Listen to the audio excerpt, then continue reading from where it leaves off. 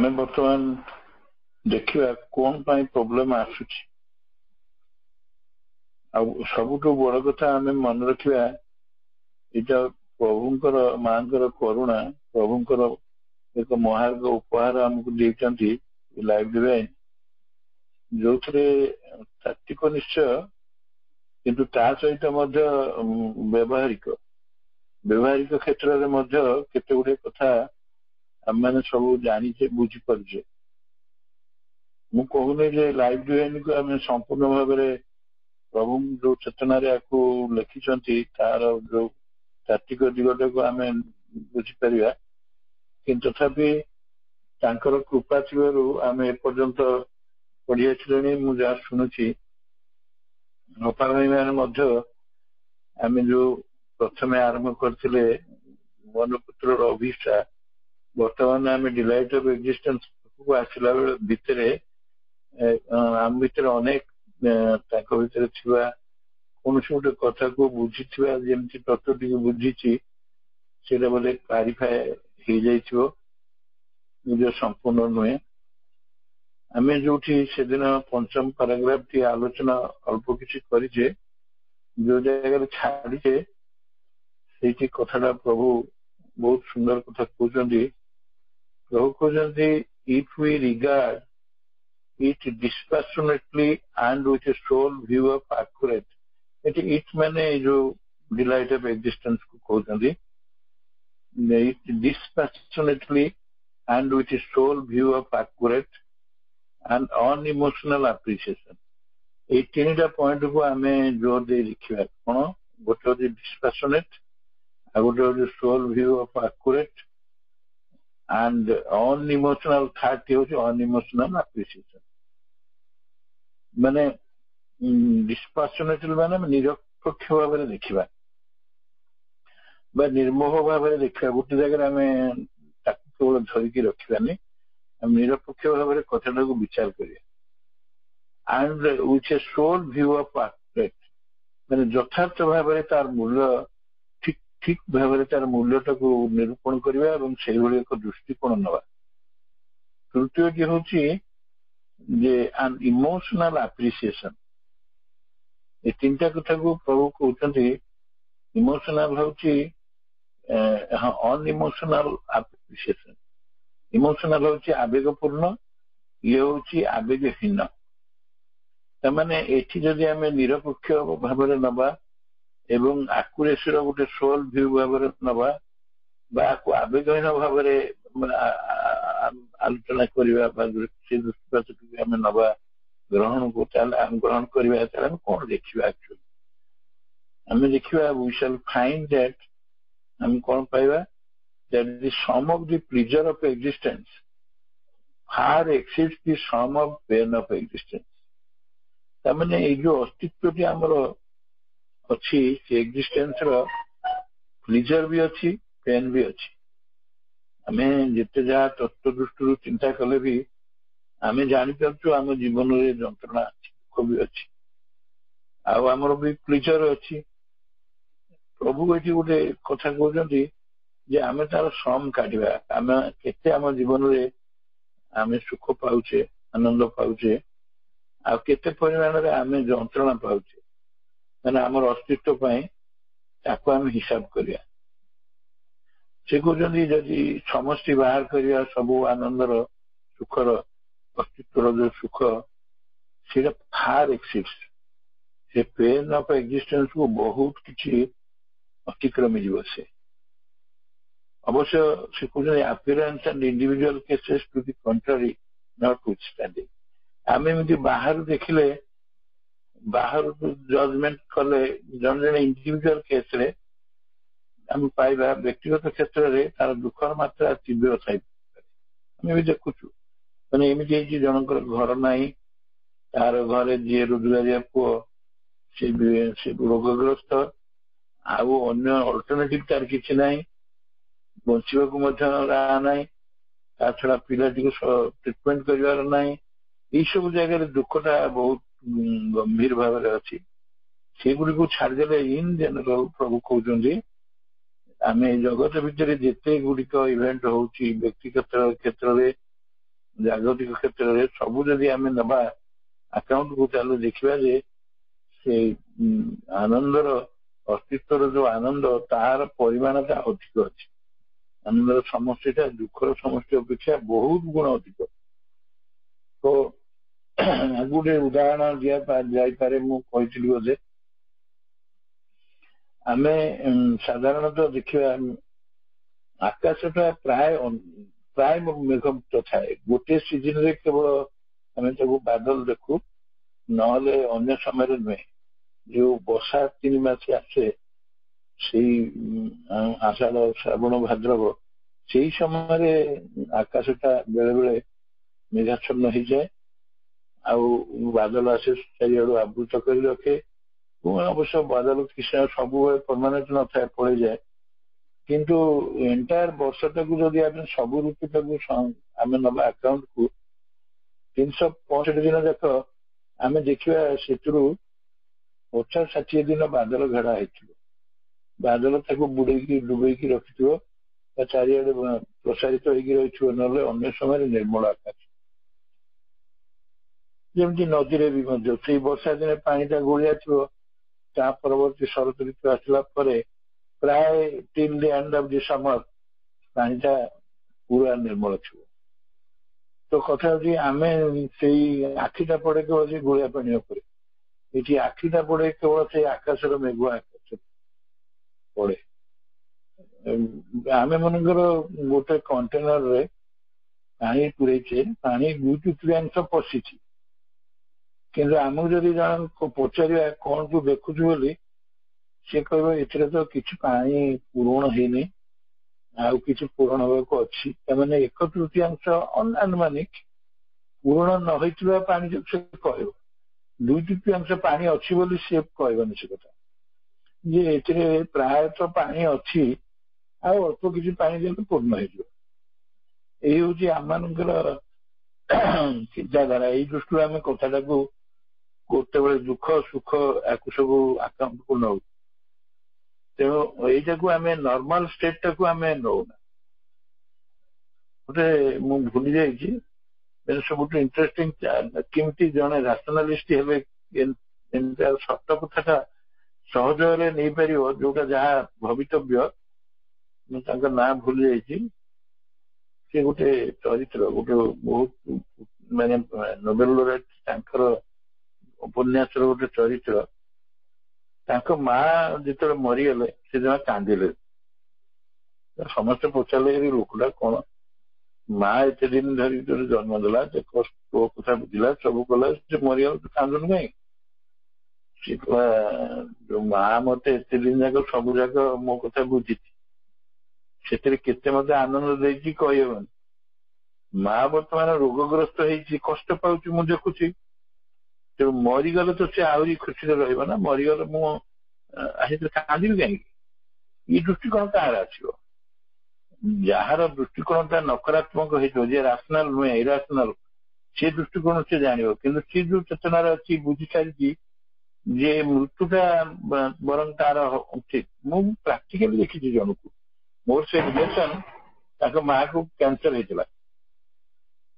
ମୁଁ ଦେଖିଛି ସେ ଜମା ଦୁଃଖୀ ନୁହନ୍ତି, ସେ ତାଙ୍କର ଟ୍ରିଟମେଣ୍ଟ କରୁଛନ୍ତି, ସବୁ କରୁଛନ୍ତି, ଏମିତି ତ ଜଣେ ଇଏ କରିବନି।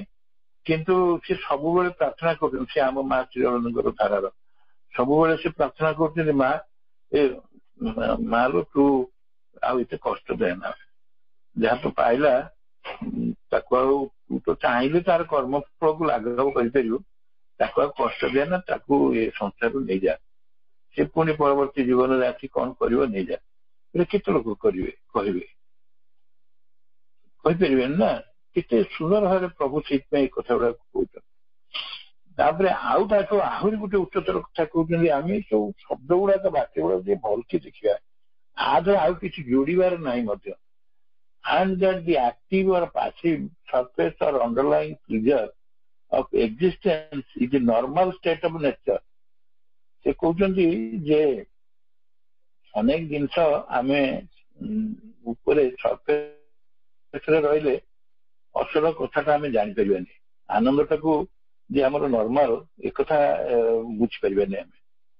କିନ୍ତୁ ଯଦି ମାନେ अंतर्निहित स्टेज रे रहिबा सब्लिमिनाल स्टेज रे रहिबा से अंतर्मन अंतर प्राण बा सूक्ष्म शरीर चेतनार स्थिति रे रहिबा बा संगठित हवा जाई चैत्य चारिकड़े सेति बेले आमे बुझिपारिया जदिओ से स्टेज टा पासिव ସେଇଟା ପ୍ରକୃତରେ ଆମେ ଜାଣିପାରିବା ଯେ ଏଇ ଜଗତରେ ଯେତେ ଯେତେ ଯେତେ ଘଟଣା ଘଟି ଯାଉଛି ଯେତେ ଯେତେ ଇଭେଣ୍ଟ ଅଛି ସେଥିରେ କେମିତି ଆନନ୍ଦ ଅଛି ଛୋଟିଆ ଛୋଟିଆ ଘଟଣା ଭିତରେ ଆନନ୍ଦ ଅଛି। ମୋର ମନେ ପଡୁଛି ପଢୁଥିଲି କିଛି ଦିନ ଆଗରୁ ବିବେକାନନ୍ଦ କାହିଁକି ସବୁବେଳେ ପଗଡି ବାନ୍ଧିଛନ୍ତି ମାନେ ଛୋଟ ଛୋଟ ଘଟଣା କିନ୍ତୁ ସେଥିରେ ତାଙ୍କ ଭଳି ବିବେକାନନ୍ଦଙ୍କ ଭଳି ମାନେ ସେ ବ୍ୟକ୍ତିତ୍ୱ ସିଏ ମାନେ ସିଏ ତ ସନ୍ଥ ଜଣେ ସେ କେମିତି ଜଣେ ସାଧାରଣ ଲୋକର କଥାଟାକୁ ଗ୍ରହଣ କରିକି ସେଥିରେ ସେ ତାଙ୍କୁ ଆଗ୍ରହ କରିକି ସବୁଦିନ ପାଇଁ ସେଇଟା ସେ କରିଛନ୍ତି।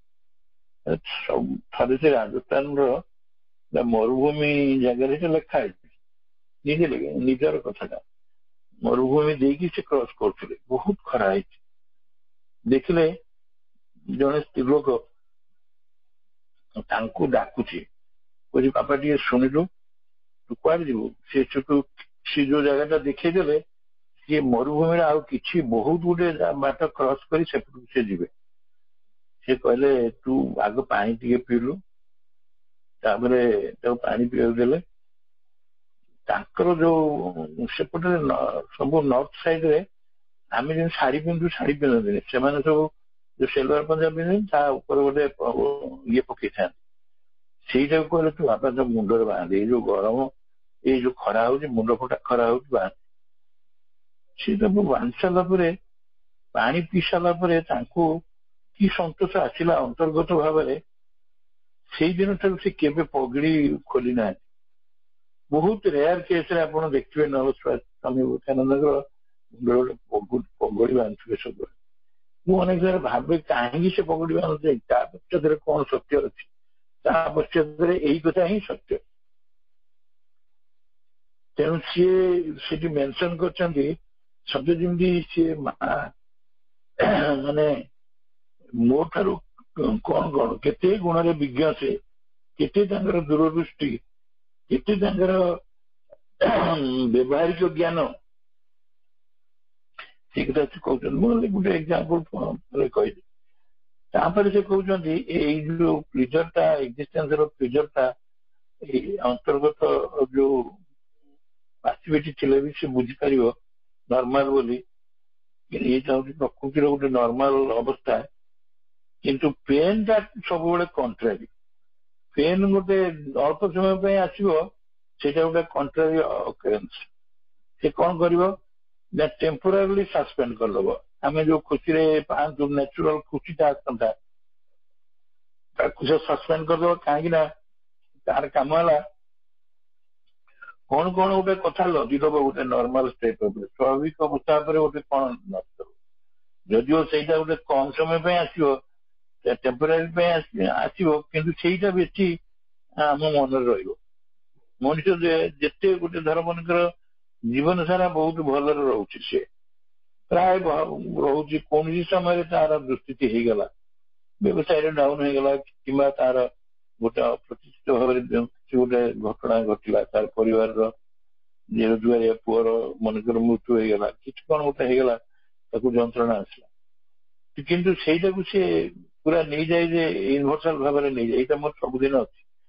ଆକ୍ଚୁଆଲି କଣ ହୁଏ ସେ ଘଟଣାଟା ପୁଣି ପରେ ପରେ ପଳେଇଯାଏ ସେଇଟା ଗୋଟେ ଟେମ୍ପୋରାରୀ କିନ୍ତୁ ଆସେ କିନ୍ତୁ ଅନ୍ତର୍ଗତ ଭାବରେ ଆମର ଯୋଉ ସେଇ ଏକ୍ଜିଷ୍ଟେନ୍ସର ଯୋଉ ଆନନ୍ଦଟାକୁ ତାର ଯୋଉ ସ୍ୱାଭାବିକ ଅବସ୍ଥାଟାକୁ ନର୍ମାଲ ଷ୍ଟେଟଟାକୁ ସେ ଗୋଟେ ପ୍ରକାରର ଦୁଃଖଟାକୁ ଆଣିକିରି ଲଦି ଦିଏ ସେ ଅବସ୍ଥାଟାକୁ ଆଉ ବଦଳେଇ ଦିଏ ନା ଜଣେ। ମୁଁ ଅନେକ ଦିନ ପରେ ଦେଖିଲି ଯେ ଜଣେ ଆମର ଜଣାଶୁଣା ଆମର ଜଣେ କଲିଗ ଥିଲା ଜଗତସିଂହପୁର କଲେଜରେ ତା ଘରଟା ହଉଛି 99 ବାତ୍ୟା ବେଳେ ତା ଘରଟା ବୋରିକିନା ସେତେବେଳେ ସେ ପ୍ରାୟ ଲୋକ ବହୁତ ମରିଯାଇଥିଲେ ବହୁତ ଦୁଃସ୍ଥିତି ଦୁଃଖ ଯନ୍ତ୍ରଣାରେ ଥିଲେ। ସେ 2 ବର୍ଷ ପରେ କହିଲା ଥରେ ମିଶିକିରି ସତ୍ୟରେ କହିଲା ଭାଇ ଏଇ ଯୋଉ ବାତ୍ୟା ହେଲା କିଛି ଆମର ବହୁତ ମଙ୍ଗଳ କରିଛି। ସାଧାରଣ ଲୋକ କହୁଛି କଣ ମୁଁ କଣ ଜୀବଦଶା ଭାବରେ ଗୋଟେ କୋଠାଘର କରିପାରିଥାନ୍ତି? ଏମିତି ତ ମୁଁ ମୋ ଛୁଆ ବଂଶିତା ଭିତରେ କେତେ ବାତ୍ୟା ଆସିଥାନ୍ତା, ଘର ଭାଙ୍ଗି ଯାଇଥାନ୍ତା, ପାଣି ପଶି ଯାଇଥାନ୍ତା, କେତେ କଷ୍ଟ ପାଇଥାନ୍ତେ। ଥରୁଟିଏ ଯାହା ହେଲା ପଛେ କିନ୍ତୁ ମିଳିଗଲା, ଗୋଟେ ମୋର କୋଠାଘର ହେଇଗଲା, ଆଉ ତ ଡର ନାହିଁ। ମାନେ ଦେଖନ୍ତୁ, ମଣିଷ ସବୁବେଳେ ଗୋଟେ ଦୁଃସ୍ଥିତି ବା କୌଣସି ଗୋଟେ ଦୁଃଖଦ ସ୍ଥିତି ସହିତ କେବେ ସେ ରହିବନି। ସେଲ୍ଫ ଆଡଜଷ୍ଟିଂ, ଏଇଟା ସେ ଆପେ ଆପେ ନିଜକୁ ଆଡଜଷ୍ଟ କରିଦବ। କେତେ କେତେ ଦୁର୍ଘଟଣା ଘଟୁଛି ଘରେ, କଣ କଣ ସବୁ କଥା ହେଇଯାଉଛି, ସେ କେତେବେଳେ ପରମାନେଣ୍ଟ ରହିବନି। କାରଣ ଆମର ସ୍ୱାଭାବିକ କଥା ହଉଛି ଆନନ୍ଦ, ସବୁ ଭିତରେ ଆନନ୍ଦ ଅଛି। ଛୁଆଟିଏ ଜନ୍ମ ହେଲେ ବି ଆନନ୍ଦ ହଉଛି, କି ଯିଏ ଦେଖି ଜାଣିଛି ଯାହା ଭିତରେ ସେ ଭାବ ଅଛି। ଚଢେଇଟିଏ ଗୋଟେ ଶବ୍ଦ କରିକି ଉଡିଯିବା, ଆକାଶରେ ବାଦଲଟି ଯାଉଥିବ, କେତେ ସୁନ୍ଦର। ବାଦଲ ଫାଙ୍କରେ ବେଳେ ବେଳେ ସେଇ ବର୍ଷଣ ଋତୁରେ ବାଦଲ ଫାଙ୍ଗରେ ଜହ୍ନ ରହୁଥିବେ, ବାଦଲ ପଳଉଥିବ, ଜହ୍ନ ଦୌଡୁଥିବ। ସେଇଥିରେ ଯୋଉ ଆନନ୍ଦ ଅଛି, ସେଥିରେ ବି ଆନନ୍ଦ ଭରି ଯାଇଛି। ସବୁଆଡେ ଯେମିତି ତାରା ଫୁଲ ଖସି ଯାଇଥିବ, ଏଇ ଚାରିଆଡକୁ ଅନେଇବେ, ଗଛରେ ସବୁ ଗଛ ଗୁଡାକ ଦେଖିଲେ କଥା କହିଲା ଭଳି ଲାଗୁଥିବେ। ଯେମିତି ଏଇ ବସନ୍ତ ଋତୁରେ କଅଁଳିକିରି ସେ ପତ୍ର ଗୁଡିକ କି ସୁନ୍ଦର। ଏଇଟାକୁ ସମସ୍ତେ ଧରିପାରନ୍ତି। ସମସ୍ତେ ଖାଲି ସେ ଠୁଙ୍କା ଗଛ ବେଳେ ଯେତେବେଳେ ପତ୍ର ଝଡି ଯାଇଥାଏ ତାକୁ ଦେଖିକିରି ବିତସ୍ପୃହ ହେଇଯାଆନ୍ତି। କିନ୍ତୁ ତାର ନର୍ମାଲ ଷ୍ଟେଟ ସେଇଟା ନୁହେଁ, ସେଇଟା ପ୍ରକୃତି ତାକୁ ଥରେ ସେଇଆ କରେଇବ, ନ କଲେ ସେ ନୂତନ ପତ୍ର କେମିତି ଆସିବ? ଏଇସବୁ କେତେ ଗୋଟେ ଜିନିଷ ଅଛି, ଆମେ ତାକୁ କେବଳ ଅନ୍ତର୍ନିହିତ ସ୍ଥିତିରେ ରହିଲେ ସେଇଠି ହିଁ ୟାକୁ ଅନୁଭବ କରିହବ। ଦୃଷ୍ଟିକୋଣ ଉପରେ ସବୁ ଡିପେଣ୍ଡ କରୁଛି। ନହେଲେ ଆମେ ତ କହିବା ଖାଲି ତ ଦୁଃଖ ଦୁଃଖ, ଯାହା ଗୋଟେ ପଚାର, ହେ ଭାଇ କାହିଁକି ପଚାରୁଛୁ, କଣ କରିବି, ସବୁବେଳେ ତ ଅଭାବ, ସବୁବେଳେ ତ ଅସୁବିଧା, ଝିଅର ବାହାଘରଟା ହେଇପାରିଲାନି, ଆଉ କେତେ ଦିନ ମୁଁ ବଞ୍ଚିବି, ତା ଭିତରେ ଯଦି ଏଇଟା ନ କରିବି ଏମିତି ହବ ସେମିତି ହବ। ବାସ୍, କଣ କଣ ଜୀବନ ସାରା କରିଛି ସେ କଥା ନାହିଁ, ତାକୁ ସେ ଆକାଉଣ୍ଟକୁ ନେବ। ସେଇଥିପାଇଁ ପ୍ରଭୁ କହିଲେ, ତମେ ଯଦି ହିସାବ କରିବ ଦେଖିବ ପ୍ଲିଜର ଅଫ ଏକ୍ଜିଷ୍ଟେନ୍ସ ର ସମଷ୍ଟିଟା ଅଧିକ ହବ, ଫାର ମୋର ହବ। ତାକୁ ଆହୁରି କ୍ଲାରିଫିକେସନ ଦେଇ ନେକ୍ସଟ ସେଣ୍ଟେନ୍ସରେ ପ୍ରଭୁ କହୁଛନ୍ତି, for that very reason the lesser sum of pain effects us. ଏଇ ଯୋଉ କାରଣଟି ଆମେ ଆଲୋଚନା କଲେ, the lesser sum of pain affects us more intensely and often looms larger than the greater sum of pleasure. ଏଇ କାରଣରୁ ଟିକେ ଟିକେ ଆମ ଜୀବନରେ ଯେତେବେଳେ ଦୁଃଖ ଆସେ, ଯନ୍ତ୍ରଣା ଆସେ, ବେଦନା ଆସେ, ତାକୁ ସେ ଘୁରି ଉଠେ, ମନେ ରଖିଥାଏ ସବୁବେଳେ। ସେଇଟାକୁ ହିଁ ତାକୁ ସବୁବେଳେ ତାକୁ ମେମୋରି ଭିତରେ ଥାଏ, ଏବଂ ସିଏ ତାର ସମଷ୍ଟି କମ ହେଲେ ବି ସେ କିନ୍ତୁ ତାର ଇଫେକ୍ଟଟା ବହୁତ ଥାଏ, ପୁରା ତୀବ୍ର ଭାବରେ ଥାଏ। ଆଉ ବେଳେ ବେଳେ କଣ କରେ ନା, ଯେମିତି ଲୁମ୍ କରିବା ମାନେ ଲୁଗାପଟା ବୁଣିବା ସବୁ, ସେମିତି ସେ ଚାରିଆଡେ ଛନ୍ଦି ପକେଇବା ଆମକୁ ବେଶୀ ଆହୁରି ଲାଗେ। ତାଠୁ ବେଶୀ ଲାଗେ ନା ପ୍ଲିଜର। ଆଗେ ପ୍ରଭୁ କହିଲେନି, ପ୍ଲିଜରଟା ହଉଛି ଗ୍ରେଟର ସମ୍, ବହୁତ ବେଶୀ, ତାର ସମଷ୍ଟିଟା ତ ବହୁତ ବେଶୀ, ସେଇଟା ଲାଗେ। ତେଣୁ ସେ ଗୋଟେ ପ୍ରିଡୋମିନେଟ କରିଯାଏ। ଏଇଟା ଆମେ ସମସ୍ତେ ଅଙ୍ଗେ ଲିଭେଇଛେ। ଆମେ ଯଦି ଆମର ଜୀବନର ଅବଧିକୁ ଆମେ ନବା, ପିଲାଦିନରୁ ଆଜି ପର୍ଯ୍ୟନ୍ତ ଆମେ କେମିତି ବଞ୍ଚୁଛେ, ପରିବାର କେମିତି ବଞ୍ଚୁଛେ, ସମସ୍ତ ଚାରିକଡ଼ରେ, ଆମେ ଚାରିକଡ଼ରେ ପରିବେଶ ସବୁକୁ ଆକାଉଣ୍ଟ ନବା, ଆମେ ଦେଖିବା ଯେ ସବୁଠି ଆନନ୍ଦ ହିଁ ଆନନ୍ଦ। ଅସଲ ଅସୁବିଧାଟି ହଉଛି ଆମେ ସେ ଆନନ୍ଦଟା ଜାଣିପାରୁନୁ, ଅନୁଭବ କରିପାରୁନୁ। ଆମକୁ ଖାଲି ଦେଖାଯାଉଛି ସେ ନିରାନନ୍ଦଟା, ସେ ଅସୁଖଟା ଦେଖାଯାଉଛି, ଯନ୍ତ୍ରଣାଟା ଦେଖାଯାଉଛି। ମା ଆମର ସବୁ କିଛି କରୁଥିବେ, ମାଙ୍କ ପାଖରେ ଆମେ ପୁରା ସମର୍ପିତ ହେଇଥିବା, ସବୁ କିଛି କରୁଥିବେ, କିନ୍ତୁ ଆମ ଜୀବନର ଗୋଟେ ଭାଗ୍ୟ ଥିବ, ଯୋଉ ଭାଗ୍ୟକୁ ଡିଟରମିନ ହେଇଥିବ ଆଗରୁ। ହୁଏତ ସେ ପୂର୍ବଜନ୍ମର ପ୍ରାରବ୍ଧ ହେଇପାରେ, ବା ଏଇ ଜନ୍ମର କ୍ରିୟମାଣ ହେଇପାରେ, ବା ଏଇଟା ଆମର ଅସଙ୍ଗତି ହେଇପାରେ, ସତ୍ତାଗତ ଅସଙ୍ଗତି ହେଇପାରେ। କିଛି ଗୋଟେ ଘଟଣା ଯଦି ଘଟିଗଲା, ସାମାନ୍ୟ କଣ କଣ ଆମ ଜୀବନରେ ଘଟିଗଲା, ସେଇଟାକୁ ଆମେ ଉଠେଇକି ରଖୁ, ସେଇଟାକୁ ଆମେ ଧରିଥିବା ସବୁବେଳେ। ଆଉ ବେଳେ ବେଳେ ତାକୁ ଭୁଲି ହବନି ସହଜରେ। କିନ୍ତୁ ଆମେ ଯୋଉ ସ୍ୱାଭାବିକ ଭାବରେ ରହୁଛେ, ବହୁତ ଦିନ ଭଲରେ ରହୁଛେ। ଜଣକୁ ଯଦି ବର୍ତ୍ତମାନ ପଚରା, ଯେମିତି ସମୟ ଥିଲା ଲୋକେ ସବୁଦିନ ଖାଇବାକୁ ପାଉନଥିଲେ, ଦୁର୍ଭିକ୍ଷ ହଉଥିଲା, ଏବେ ତ ଲୋକେ ଖାଇବାକୁ ପାଉନାହାନ୍ତି ବୋଲି କଥା କିଏ କହିପାରିବେନି। ତା ସତ୍ତ୍ୱେ ମଧ୍ୟ ମଣିଷ ଭାବୁଛି ଆଉ ଟିକେ ମୁଁ ଭଲ ଭାବରେ ଖାଆନ୍ତି, ଘରଟା ଆଉ ଟିକେ ମୋର ଭଲ ହୁଅନ୍ତା, ଆଉ ଅଧିକ ଜମି ବାଡି ହୁଅନ୍ତା, ଆଉ ମୋର ସୁନା ରୂପା ହୁଅନ୍ତା, ଏଇସବୁ ଯେ ସେ ନିଜେ ନିଜେ କ୍ରିଏଟର, ଆଉ ସେ ସେଇଟାକୁ ବେଶୀ ମନେ ରଖୁଛି। ମୁଁ ଯଦି ଏଇ ସମୟରେ ଏହା କରିଥାନ୍ତି, ମୋ ସାଙ୍ଗଟା ବେପାର କରିକିରି ଏତେ ଉଠିଗଲା, 3 ମହଲା କଥା କଲା, ମୁଁ କଣ କରିପାରିନଥାନ୍ତି? ମୋର ପାଇଁ ସେଇ ସମୟରେ ଏଇ ଗୋଟେ ଦୁର୍ଘଟଣା ଘଟିଲା, ଏମିତି ହେଲା, ମୋ ବାପା ମରିଗଲେ, ବୋଉକୁ କ୍ୟାନ୍ସର ହେଇଗଲା, ଏଇ ଇତ୍ୟାଦି ଇତ୍ୟାଦି। ତ ଏଇ ସବୁ ଜିନିଷ ଗୁଡିକ ଆସେ, ବହୁତ ଇଣ୍ଟେନ୍ସିଭଲି ଆସେ, ମନେ ରହେ ବହୁତ ସେ ପେନ୍ ଗୁଡାକ। କିନ୍ତୁ ପ୍ରଭୁ ଆହୁରି ଗୋଟେ ବଢିଆ କଥା କହୁଛନ୍ତି, କିନ୍ତୁ ପ୍ଲିଜର ଗୁଡା କାହିଁକି ମନେ ରହେନି? ପ୍ଲିଜର ଗୁଡା କାହିଁକି ମନେ ରହେନି ବୋଲି ପ୍ରଭୁ କହୁଛନ୍ତି। ଆମେ ପ୍ରକୃତରେ ସେଇଥିପାଇଁ କହୁଛୁ ଜୀବନଟା ଖାଲି ଦୁଃଖପୂର୍ଣ୍ଣ, କିନ୍ତୁ ପ୍ରକୃତରେ ଆମେ ଯଦି ଦେଖିବା ତାର ସମଷ୍ଟିକୁ ହିସାବ କରିବା, ଜୀବନର ଦୁଃଖ ବହୁତ କମ ଇନ୍ କମ୍ପାରିଜନ ଟୁ ଯୋଉ ସୁଖ କେତେ ଅଛି ତାର ସମଷ୍ଟି ଦୃଷ୍ଟିରୁ। ତେଣୁ ସିଏ କହୁଛନ୍ତି ଯେ then the greater sum of pleasure precisely because, ତା କାରଣ କଣ ନା ଦି ଲାଟର ମାନେ ପ୍ଲିଜର। ପ୍ଲିଜରଟା ହଉଛି ଗୋଟେ ନର୍ମାଲ ଅବସ୍ଥା, ଇଟ୍ ଇଜ ନର୍ମାଲ, କିନ୍ତୁ ଆମେ ତାକୁ ଛଞ୍ଚିକିରି ରଖୁନି। ନର୍ମାଲ ଜିନିଷ ଗୁଡାକୁ ଆମେ ଏତେ ମନେ ରହେନି। ଏଇ ପ୍ଲିଜରଟା ଯଦି ଇଣ୍ଟେନ୍ସିଫାଏଡ ହେଇଯିବ ତାହେଲେ ତାକୁ ଆମେ ରଖିବା। ପ୍ରକୃତିରେ ଦେଖିବାକୁ ଗଲେ ଯେ ଆମ ଜୀବନରେ ଦୁଃଖ ନାହିଁ ବୋଲି ଯେତେବେଳେ ନର୍ମାଲ ଅବସ୍ଥାରେ ଅଛେ, ଖାଉଛେ ପିଉଛେ ଶୋଉଛେ, ଗତାନୁଗତିକତା ଭିତରେ ଅଛେ, ସେମିତି କିଛି ଆମର ଦୁର୍ଭୋଗ ଆସୁନି, ଦୁର୍ଘଟଣା ଆସୁନି, କି ବ୍ୟାଧି ଆସୁନି, ସେଇ ଅବସ୍ଥାଟାକୁ ଆମେ ଜମା ହିସାବକୁ ନଉ। ସେଇଟା ଯେ ପ୍ଲିଜର ଭାବରେ ତାକୁ ଆମ ସମସ୍ତ ଭିତରେ ପୋଷିବା କଥା, ତାକୁ ଆମେ ନଉନୁ, ତାକୁ ହାର୍ଡଲି ଆମେ ଅଣଦେଖା କରୁଛୁ। କିନ୍ତୁ କେତେବେଳେ ନଉଛୁ ନା when it is intensified।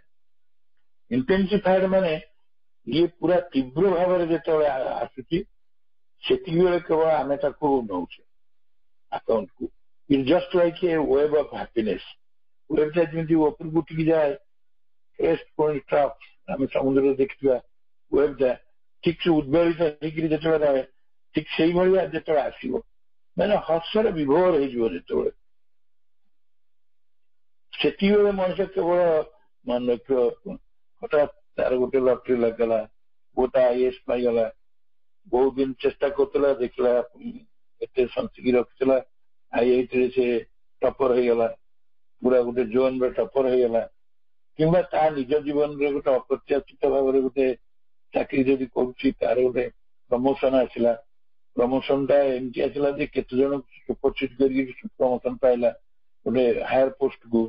ଏଇ ସବୁ ଯୋଉ ଜିନିଷ ଗୁଡିକ ପ୍ରକୃତରେ ମାନେ ଗୋଟେ ଏକରେ ପ୍ରଥମ କଥା ହଉଛି ସେଗୁଡା ସ୍ୱାଭାବିକ ନୁହେଁ, ଦୁଇରେ ହଉଛି ସେଇଟା ଗୋଟେ ମାନେ ଗୋଟେ କେତେବେଳେ ବାଇଚାନ୍ସ ଗୋଟେ ଘଟିଯାଏ, ବା ତାର ନିଜର ଭାଗ୍ୟର ଆଗରୁ ନିର୍ଦ୍ଧାରିତ ବା ଡିଟରମିନିଜିମ ଦ୍ୱାରା ସେଇଟା ହେଇଯାଏ, ଆଗରୁ ପୂର୍ବ ନିର୍ଦ୍ଦେଶିତ ହେଇକିରି ରହିଥାଏ, ସ୍ଥିରୀକୃତ ହେଇକିରି ରହିଥାଏ, ଘଟିଯାଏ। କିନ୍ତୁ ସେଇଗୁଡାକ ଯେତେବେଳେ ବହୁତ ଶିଖର ସୀମାକୁ ପଳାଏ ଆଉ ଉଦ୍ବେଳିତ ହେଇଯାଏ, ଯେମିତି ୱେଭ୍ ଉଠିଲା ଭଳିଆ, ମାନେ ସେ ଏକ୍ସଟାସିର ହର୍ଷ ବିଭୋର ତାର ଶିଖରକୁ ଉଠିଯାଏ ଯେତେବେଳେ ଗୋଟେ ୱେଭ୍ ଭଳିଆ, ତା ସେତିକିବେଳେ ସେଇଗୁଡା ସବୁ ମନେ ରଖିଥାଏ। କେବେ ବାହାଘର ହେଇଥିଲା ତାର, କେବେ ତାର କଣ କଣ ସବୁ ନାଚିଟି ହେଇଥିଲା, କେବେ ଏଇସବୁ କଥା ଯେ କିମ୍ବା 10 ବର୍ଷ 15 ବର୍ଷ ଅପେକ୍ଷା କରି ଠାକୁର ଡାକି କିଛି ନଥିଲା, ଗୋଟେ ପୁଅଟେ ହେଇଥିଲା, ଏଇ ସବୁ ଜିନିଷକୁ ଦେଖିବ ମନେ ରଖିବେ। ଏଗୁଡାକୁ କେବେ ଏଇଟାକୁ କେବଳ ସେମାନେ ଆନନ୍ଦ ଭାବରେ ହିସାବକୁ ନେବେ, କିନ୍ତୁ ସାଧାରଣ ସ୍ୱାଭାବିକ ଅବସ୍ଥାରେ ନେବେ। ସେଥିପାଇଁ ପ୍ରଭୁ ତାକୁ ଆହୁରି କ୍ଲିୟର କରି କହୁଛନ୍ତି, ଇଟ୍ is these things that we call delight and sin and the normal satisfaction of existence, which is always there regardless of event and particular cause or object affects us as something neutral which is neither pleasure nor pain। এইটা ଜୀବନ କାଳ ଭିତରେ ଆସେ, ସମସ୍ତଙ୍କ ଜୀବନ ଭିତରେ ଆସେ, ଯୋଉଟା ସ୍ୱାଭାବିକ, ତାର ଅସ୍ତିତ୍ୱରେ ସ୍ୱାଭାବିକତା ଅଛି, କିନ୍ତୁ ସ୍ୱାଭାବିକତାଟାକୁ ଆମେ ସନ୍ତୋଷ ଭାବରେ ନଉନୁ। ମାନେ ସୁଖ ଆଉ ଦୁଃଖର ଭାବ କିଛି ନାହିଁ, ପୁରାପୁରି ନ୍ୟୁଟ୍ରାଲ, ତଟସ୍ଥ ଅବସ୍ଥା କହନ୍ତି ସେଇଟା। ଏଇଟା ଇଟ୍ is not beyond good and evil, ଏଇଟା ଗୋଟେ ଅଲଗା ସ୍ଥିତି, ଏଇଟା କହୁନାହାନ୍ତି। ଏଇ ଯୋଉ ଅବସ୍ଥାରେ ଯୋଉ ଆମେ ଅଛେ ଏଥିରେ ବେଳେ ବେଳେ ଆମର ନା ଦୁଃଖ ନାହିଁ କି ସୁଖ ନାହିଁ। ହଁ କେମିତି ଅଛ ନା ସେମିତି ଅଛି, ସବୁ ଭଲ ମନ୍ଦ ମିଶା ଜୀବନ ଭିତରେ ମୁଁ ଚଳି ଯାଉଛି, ଠିକ ଅଛି, ସବୁ ଠିକ ଠାକ ଅଛି, କିଛି ଅସୁବିଧା ନାହିଁ, ଠିକ ଠାକ ସବୁବେଳେ ଆମେ କହୁଛୁ। ତେଣୁ ଆମେ କିନ୍ତୁ ତ ସେଇଟା ଆମ ଭିତରେ ରୋଗ ହଉଛି କଣ, ସବୁବେଳେ ସୁଖକୁ ଭୁଲିବା। ସୁଖଟା ଯଦି ଅତି ଆତିଶଯ୍ୟତାର ଅତି ପ୍ରବଳ ହେଲା ତାହେଲେ ମନେ ରହିବ, ନହେଲେ ନାହିଁ। କିନ୍ତୁ ଦୁଃଖଟା ଟିକିଏ ବକଟ ହେଲେ ବି ସେ ଦୁଃଖ ମନେ ରହିବ। ତେଣୁ ଆମେ ସେ ଯୋଉ ନର୍ମାଲ ସାଟିସ୍ଫାକ୍ସନ ଅଫ ଏକ୍ଜିଷ୍ଟେନ୍ସ ସେଇଟାକୁ ଆମେ ଇଭେଣ୍ଟ କଣ ଘଟିଲା ତା ଉପରେ ଆମେ ସେ କଥା ବୁଝିବାକୁ ଯାଉନା। ଏଇ ଯୋଉ ଘନୀଭୂତ ଅବସ୍ଥା ଆମେ ଆନନ୍ଦ ବୋଲି କହୁଛୁ ସେଗୁଡ଼ିକୁ ଆମେ କେବଳ ଅନୁଧାବନ କରୁ, କିନ୍ତୁ ଜୀବନର ସ୍ୱାଭାବିକ ଭାବରେ ଯୋଉ ଖୁସିଟା ପାଉଛୁ, ଯୋଉ ତୃପ୍ତିଟା ପାଉଛୁ ତାକୁ ଆମେ ଗ୍ରହଣ କରୁନା। କାରଣ ତାର ଯୋଉ ଉଦ୍ଦେଶ୍ୟ ଅଛି ତାକୁ ଆମେ ଅପେକ୍ଷା ରଖୁନା। ଆଉ ଦୁଃଖ କଥା ତ ଅଛି, କିନ୍ତୁ ବେଳେବେଳେ ଦୁଃଖ ବି ଆମକୁ ଲାଗେନି କିଛି, ସ୍ୱାଭାବିକ ଭାବରେ ଥାଉ, କେମିତି ଚଳୁଛୁ ନା, ହଁ ସୁଖେ ଦୁଃଖେ ବୋଲି କହନ୍ତି, ମୁଁ ସବୁ ଚଳି ଯାଉଛି, ଏମିତି କିଛି ମୋର ଅଭାବ ନାହିଁ, ଅସୁବିଧା ନାହିଁ। ଯାହା ଯାହା ମୁଁ ମାନେ ସିକ୍ୟୁର ବୋଲି ସେ ଏକ୍ସପ୍ରେସ କରେ। ଦୁଃଖ ସୁଖର ଆତିଶଯ୍ୟ ଯୋଉଠି ନାହିଁ ସେଇଟା ହଉଛି ତଟସ୍ଥ ଅବସ୍ଥା, ମାନେ ସେଇ ଅବସ୍ଥା ହଉଛି ନ୍ୟୁଟ୍ରାଲ। କିନ୍ତୁ ସେ ନ୍ୟୁଟ୍ରାଲ ଅବସ୍ଥାରେ ଦିଟା କଥା ଅଛି, ସୁଖ ବି ଅଛି ଦୁଃଖ ବି ଅଛି। ଏ ଦୁଃଖ ନାହିଁ ସୁଖ ବି ନାହିଁ ଆମ ଦୃଷ୍ଟିରୁ, କିନ୍ତୁ ପ୍ରକୃତରେ ସୁଖ ଅଛି। ଯୋଉଠି ଦୁଃଖର ଆବସେଣ୍ଟ ମାନେ ଆମ ଦୃଷ୍ଟିରୁ ସେଠି ଯାହା ଚାଲୁଛି ସେଟା ସ୍ୱାଭାବିକ ଅବସ୍ଥା, ଆଉ ସ୍ୱାଭାବିକ ଅବସ୍ଥାଟା କେବେ ଦୁଃଖପୂର୍ଣ୍ଣ ଅବସ୍ଥା ନାହିଁ। କିନ୍ତୁ ଆମେ ତାକୁ କଣ ରଖୁଛୁ ସେଠି ନେଇ, ତାକୁ ଆମେ ହିସାବକୁ ନଉନୁ। ଆମେ କେବଳ ଦେଖୁଛୁ ଯେ ନ୍ୟୁଟ୍ରାଲ ଅବସ୍ଥାଟାକୁ ଆମେ ଆକାଉଣ୍ଟକୁ ନଉନୁ, କିନ୍ତୁ ପ୍ରକୃତରେ ତାର ମୂଲ୍ୟ ରହିଛି। ଆମେ ଯୋଉ ହାନି ଲାଭ ହିସାବ କରୁଛେ ତାର ହିସାବ ଖାତାରେ ଯୋଉ କେତେ ସମଷ୍ଟି ବାହାର କରୁଛେ, କିନ୍ତୁ ନ୍ୟୁଟ୍ରାଲଟାକୁ ପ୍ରକୃତରେ ରହିବା କଥା ଯାଇ ଆନନ୍ଦର ଯେତେବେଳେ ହିସାବ ହଉଛି ସେଇଥିରେ ରହିବା କଥା, ସେଠାରେ ଆମେ ରଖୁନୁ। ଆମେ କାହିଁକି ରଖୁନୁ ନା ଆମର କେବଳ ସେଇ ଯେତେବେଳେ ସେ ଆନନ୍ଦଟା ଉଦ୍ବେଳିତ ହେଇଯାଉଛି, ମାନେ ମଣିଷ ପୁରା ସେ ଆନନ୍ଦ ଆତିଶଯ୍ୟରେ କଣ କଣ ହେଇଯାଉଛି, ସେତିକିବେଳେ କେବଳ କହୁଛ ଏଇଟା ଆନନ୍ଦ, କିନ୍ତୁ ନର୍ମାଲ ଅବସ୍ଥାକୁ ସେ ଆନନ୍ଦ ଭାବରେ ନଉନି। ସେଠି ଦୁଃଖ ନାହିଁ କିନ୍ତୁ ତାକୁ ନଉନି। ତେଣୁ ଏଇ କଥାଟା ନ୍ୟୁଟ୍ରାଲ ଅବସ୍ଥାଟା ମଧ୍ୟ ସେ କହୁଛି। କିନ୍ତୁ ଆଉ ଗୋଟେ ସେଟା ଏଠି ମେନସନ କରିନାହାନ୍ତି, ମୁଁ ଖାଲି କହିଦଉଛି, ଏଇଟା ଦରକାର ମଧ୍ୟ ନୁହେଁ ମେନସନ କରିବା।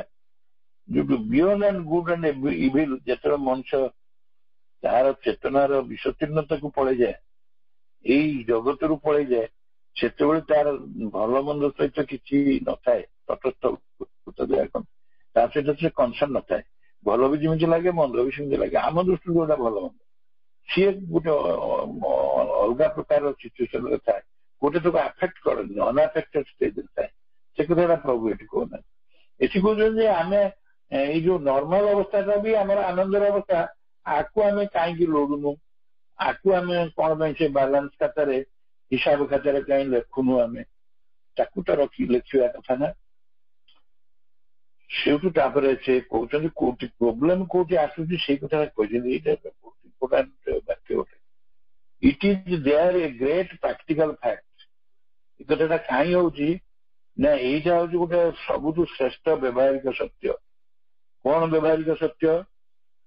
ବ୍ୟବହାରିକ ସତ୍ୟ ହଉଛି ଫର ୱିଦାଉଟ୍ ଇଟ୍, ଏଇ ଆନନ୍ଦ ବ୍ୟତୀତ there would not be the universal and overpowering instinct of self-preservation.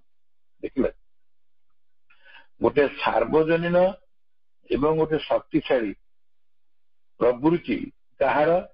Self preservation. Self preservation ହଉଛି, ସେଲ୍ଫ ପ୍ରିଜର୍ଭେସନ କହିଲେ ଆମେ କଣ ବୁଝେ ନା ଆମର ଆତ୍ମ ସଂରକ୍ଷଣ। ପ୍ରତ୍ୟେକ ବ୍ୟକ୍ତି ଏବଂ ସତ୍ତାର ଗୋଟେ ଆତ୍ମ ସଂରକ୍ଷଣ କରିବା ତାର ଇଚ୍ଛା। ଆମେ ସମସ୍ତେ ବଞ୍ଚି ରହିବାକୁ ଚାହୁଁ। ସିଏ ଗଛ ହଉ, ମାଛ ହଉ, ମଣିଷ ହଉ, ସମସ୍ତଙ୍କର ସେ ଇନଷ୍ଟିଙ୍କ୍ଟ ଅଛି ଏବଂ ସେଇଟା ଅତି ପ୍ରବଳ ଭାବରେ ଅଛି, ଓଭର ପାୱାରିଂ ଇନଷ୍ଟିଙ୍କ୍ଟ ଅଛି। କିନ୍ତୁ ଏଇ ଯୋଉ ଏବଂ ତା ସହିତ ଏଇ ଗୋଟେ ମହାଜାଗତିକ ଭାବ ବି ତା ଭିତରେ ଅଛି। କିନ୍ତୁ ଯଦି ଆନନ୍ଦ ସବୁଆଡେ ଅଛି, ସ୍ୱାଭାବିକ ଭାବରେ ଅଛି, ଯଦି ସେଇଟା ନ ରହିବ,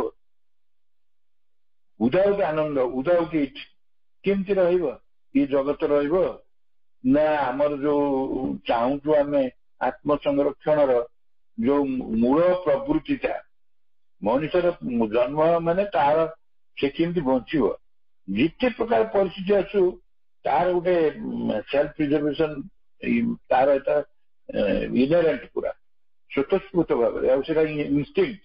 ଏବଂ ସେଇ ଇନଷ୍ଟିଙ୍କ୍ଟଟା କେମିତି ରହିବ? ତାହେଲେ ଯଦି ମଣିଷ ଜୀବନରେ ଆନନ୍ଦ ନାହିଁ, ଆନନ୍ଦ ଯଦି ସ୍ୱାଭାବିକ ନୁହେଁ, ତାହେଲେ ପ୍ରଶ୍ନ ଉଠୁନି ସେଲ୍ଫ ପ୍ରିଜର୍ଭେସନ କାହିଁ ବଞ୍ଚିବ ସେ? କାହିଁ ବଞ୍ଚିବାକୁ ଚାହିଁବ ସେ? ସେଇଠି ରହିଛି ଇଣ୍ଟରେଷ୍ଟିଂ ଜିନିଷ। ବଞ୍ଚିବା ପାଇଁ ଯୋଉ ବ୍ୟାକୁଳତା, ଖାଲି କଣ ନିଜେ ବଞ୍ଚିବ? ଆପଣ ଦେଖିବେ ମଣିଷ ମାନଙ୍କ କ୍ଷେତ୍ରରେ ସେ କଣ କରେ, ଘରକୁ ଯଦି ଗୋଟେ ପୁଅ ଜନ୍ମ ହେଲା, ଟ୍ରାଡିସନାଲ କଥା କହୁଛି, କନଜରଭେଟିଭ ଆଇଡିଆଟା, ତାହେଲେ ଏବେ ତ ପୁଅ ଝିଅ ସମାନ, ତାହେଲେ ସିଏ ହଠାତ୍ ତାର ଜେଜେ କି ଜେଜେମା କି ତାଙ୍କ ଭିତରେ ଗୋଟେ ଆସିବ, ଯାହା ଆମ ବଂଶ ରକ୍ଷା ହେଇଗଲା। ମାନେ ନିଜର ସଂରକ୍ଷଣ ତ, କିନ୍ତୁ ସେ ପରିବାରର ସଂରକ୍ଷଣ କଥା ସେ ଭାବିବ। ଆଉ ସେଠି କଣ ଲାଗେ ତାକୁ? ଆନନ୍ଦ ଲାଗେ ନା ଦୁଃଖ ଲାଗେ? ତାକୁ ଖୁସି ଲାଗେ, ବହୁତ ଆନନ୍ଦ ଲାଗେ।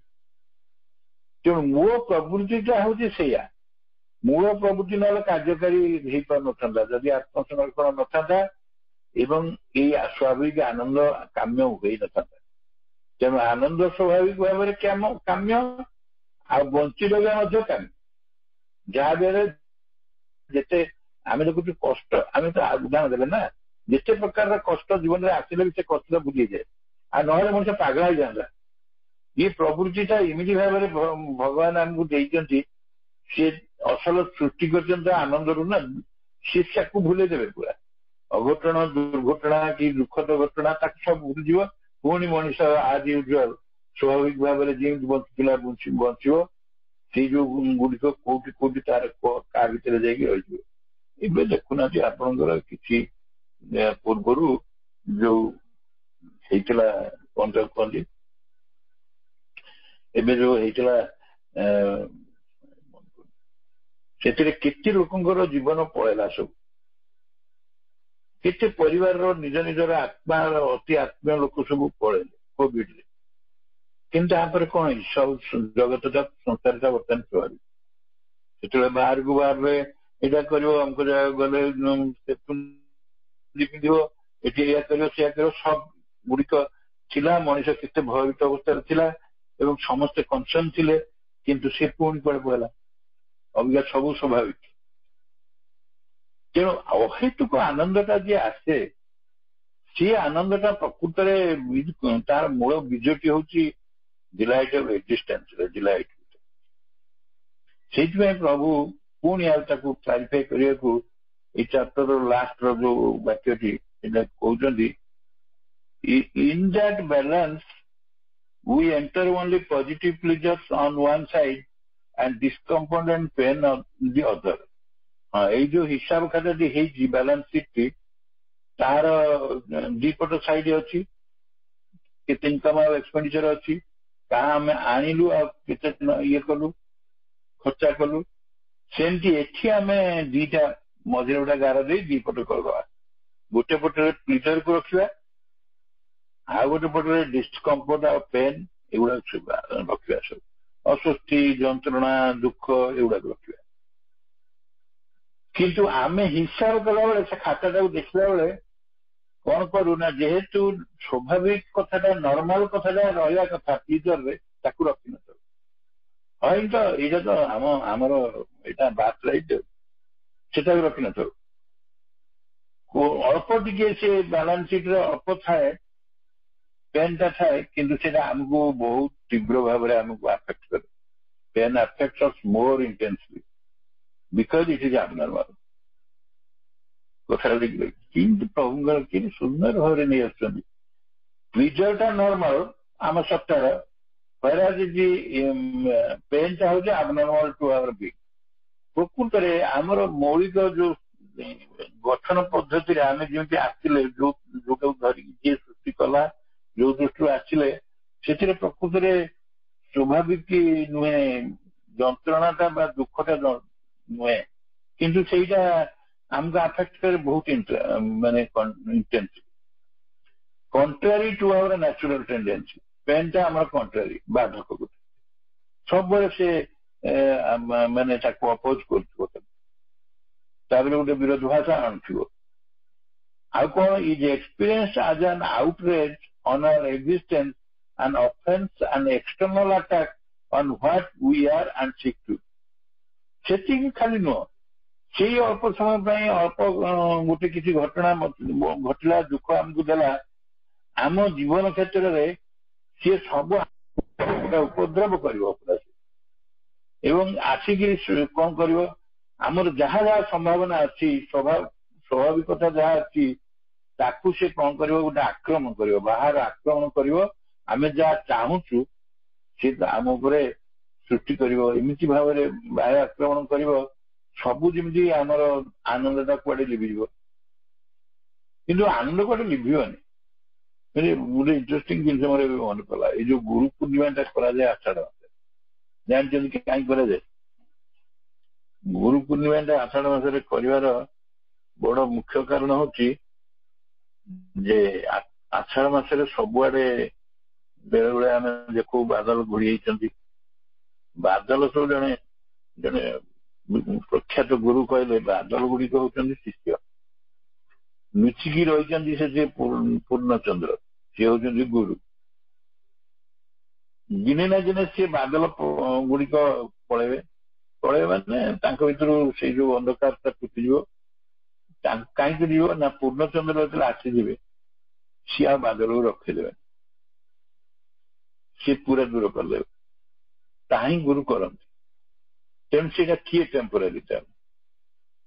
ଆକାଶର ନିର୍ମଳତାଟା ଟେମ୍ପୋରାରୀ ନା ତାର ବର୍ଷା ଉଠି ଆସିଥିବ ଯୋଉ କଳା ବାଦଲଟା ଟେମ୍ପୋରାରୀ?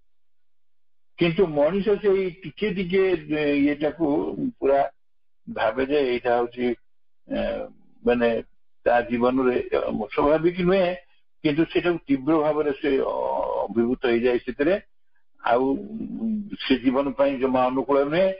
ତେଣୁ ଦୁଃଖକୁ ଆମ ଜୀବନର ଗୋଟେ ଏକ ପ୍ରକାର ଉପଦ୍ରବ ବା ଆମର ଅବମାନନା ବୋଲି ଭାବିଥାଉ। ତେଣୁ ଆମର ଯାହା ଇଚ୍ଛିତ ସମ୍ଭାବନା ସବୁ ରହିଛି ଆନନ୍ଦ, ତା ଉପରେ ସେ ପୁରା ଆକ୍ରମଣ କରିବ, ବାହାରୁ ଆକ୍ରମଣ କରିବ। ଇଏ ଗଲା ପଞ୍ଚମ। ଷଷ୍ଠରେ ଦୁଇଟି ବାକ୍ୟ ଅଛି, ସରି ଦଉଛି। Nevertheless, the abnormality of pain or its greater or less sum does not affect philosophical issue. Greater or less, its mere presence constitutes the whole problem। ଏଠି ପ୍ରଭୁ ବୁଝେଇବା ଯେ ଆମକୁ ସବୁ କରୁ କରୁ ପୁଣି ନିଜେ ପ୍ରଶ୍ନ କରୁଛନ୍ତି ଯେ ତଥାପି ଏଇ ଯୋଉ ଯନ୍ତ୍ରଣାର ଗୋଟେ ଅସ୍ୱାଭାବିକତା ଆବନର୍ମାଲିଟି, ସିଏ ବେଶୀ ହଉ ବା କମ ହଉ, ଗ୍ରେଟର ହଉ ବା ଲେସ୍ କ୍ଷମତାର ହଉ, ଆନନ୍ଦ ଠାରୁ ତା ସମସ୍ୟାଟା କମ ହଉ, ଏଇଟା ଫିଲୋସଫିକାଲ ଇସ୍ୟୁ ସହିତ ପ୍ରଶ୍ନ ନୁହେଁ, ତା ସହିତ କିଛି ଏହାର ସମ୍ବନ୍ଧ ନାହିଁ। କଣ ନା ସେ ଇଟ୍ସ ମିୟର ପ୍ରେଜେନ୍ସ କନଷ୍ଟିଟ୍ୟୁଟ ଦି ହୋଲ୍। ସେ ବେଶୀ ଥାଉ ବା କମ ଥାଉ, ଫିଲୋସଫିକାଲ ଇସ୍ୟୁ ଏଟା ନୁହେଁ, କିନ୍ତୁ ପ୍ରାକ୍ଟିକାଲି ଆମର ତ ଦୁଃଖ ନା, ସେ ସବୁ ସମସ୍ୟା ହିଁ ସେ ତିଆରି କରୁଛି। ଏଇ ଯୋଉ ଜୀବନରେ ଦୁଃଖ ରହିଛି ଏ ସମସ୍ୟାଟି ସେ ତିଆରି କରୁଛି। ଦୁଃଖଟା ଅଧିକା ଥାଉ ବା କମ ଥାଉ, ଦୁଃଖ ତ ଅଛି ନା। ଏଠି ପୁଣି ସାରେ ଆମ ପରମ ପ୍ରଭୁ ଗୋଟେ ଯୁକ୍ତିଟେ କଲେ, ଯଦି ଆମକୁ ସାଧାରଣ ଦୃଷ୍ଟି ଦେଖିବା ପୃଥିବୀରେ କିଏ ସବୁଠାରୁ ଦୁଃଖୀ, ଗୋଟେ ଉଦାହରଣ ଦେଲ ନା ଶ୍ରୀ ଅରବିନ୍ଦ ସବୁଠାରୁ ଦୁଃଖୀ।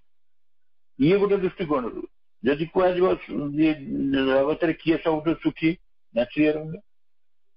ଗୋଟେ ଅନ୍ତର୍ଗତ ଦୃଷ୍ଟିକୋଣ, ଆଉ ଗୋଟେ ବାହ୍ୟ ଦୃଷ୍ଟିକୋଣ, ଯାହାଙ୍କ ପାଖରେ ସୁଖ ଦୁଃଖ କିଛି ନୁହେଁ, he is beyond good and evil, ତାଙ୍କର କେସରେ ଏ ଶବ୍ଦଟା ଲାଗିପାରିବ। ତାପରେ ନେକ୍ସଟ ହଉଛି all being Sachchidananda how can pain and suffering at all exist सबू जदि सच्चिदानंद सच्चित आनंद स्वरूप ताले ये दुख और यंत्रणा केमती संभव है এটা क्वेश्चन करवा ना ये समस्या कौट যন্ত্রণা বেদনা কৌট তাহলে আসছে ये तो অটোমেটিক্যালি প্রশ্ন আসবে না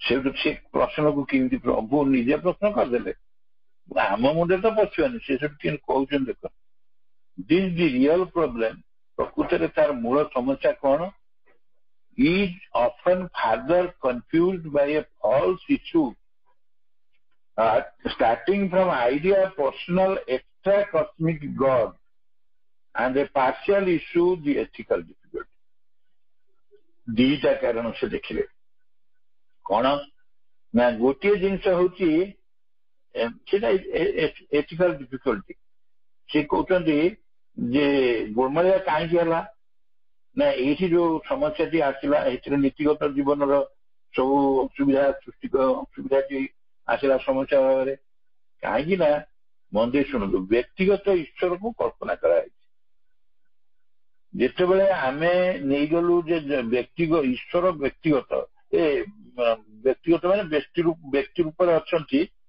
आमे सब रूप देखु शिव विष्णु भगवान कौन कौन सब देखु कौटी अच्छा से यहाँ मंदिर दीटा गोटे शब्द को क्लियर हवा पड़ो personal extra cosmic God extra cosmic को don't confuse supra cosmic supra cosmic is विश्वतीर्णता विश्वतीर्णता भितर ट्रांससेंडल स्थिति से जो सत्य आनंद स्थिति किंतु ये जो आइडिया देले पर्सनल एक्स्ट्रा कस्मिक अर्थ हूँ बाहर रही ये पृथ्वी ये जो ब्रह्मांड बाहर रही जोटा को आम क्रिश्चियन कनसेप्ट अनुसार हेवेन बोली कहचे पर्गेटरी बोली कहचे स्वर्ग से अच्छा सी बाहर रही एवं एटी जो कथा गुड़िक केमती चलो से सब घटना गुड़िक आम जो इंटरप्रिट करवा सेठी रही एथिकल डिफिकल्टी रही कौन ना प्रथम धारणा हूँ ईश्वर होती एक व्यक्ति सी विश्व बाहर रहती जहाँ को आम स्वर्ग बोली कहू प्रथम भ्रांति हूँ भ्रांति प्रभु कहते यहाँ प्रथम भ्रांति है द्वितीय हूँ बेले बेले भी आम कहूँ जे नैतिकतार बाड़ भितर थे भल आ बाहर रहीगले मंद ताने जो नैतिकता स्थिर कर सोसाइटी से अनुसार आम सब आम भावनाटा से अनुसार गाइडेड हो जदि आम